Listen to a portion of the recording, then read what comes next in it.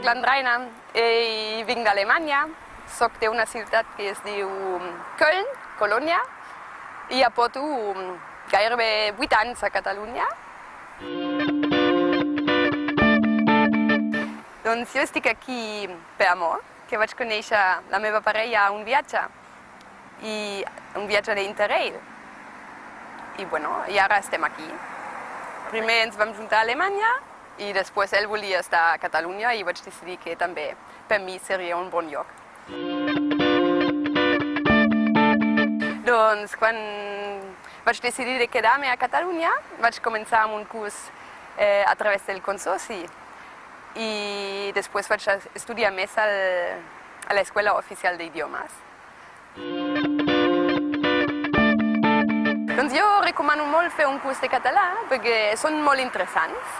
En els cursos es troba gent de tot arreu, realment, de tots els països del món i es pot conèixer el punt de vista de molta gent, de moltes cultures diferents.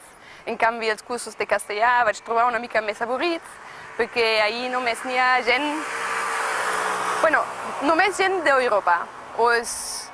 Per exemple, als cursos de castellà sempre n'hi havia un munt de gent d'Alemanya perquè venien per 4 setmanes per fer un curs i després tornaven. En canvi, als cursos de català hi trobes molta gent que realment viu aquí i no té intenció de tornar al seu país en breu. Sí, la meva parella em va ajudar molt perquè em va parlar en català. És una cosa que és difícil quan arribes a Catalunya, que la gent quan s'adona que ets de fora, et parla automàticament en castellà.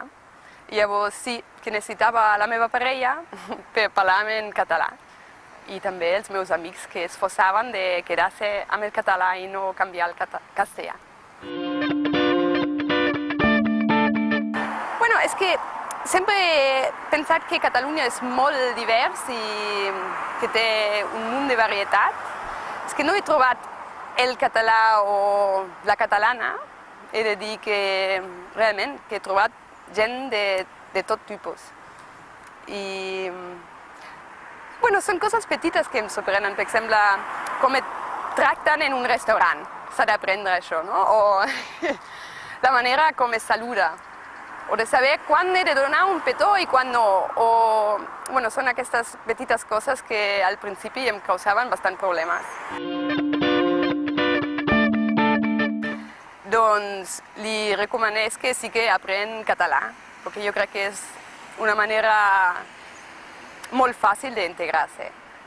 I si no parles català és difícil d'entrar realment als grups d'aquí.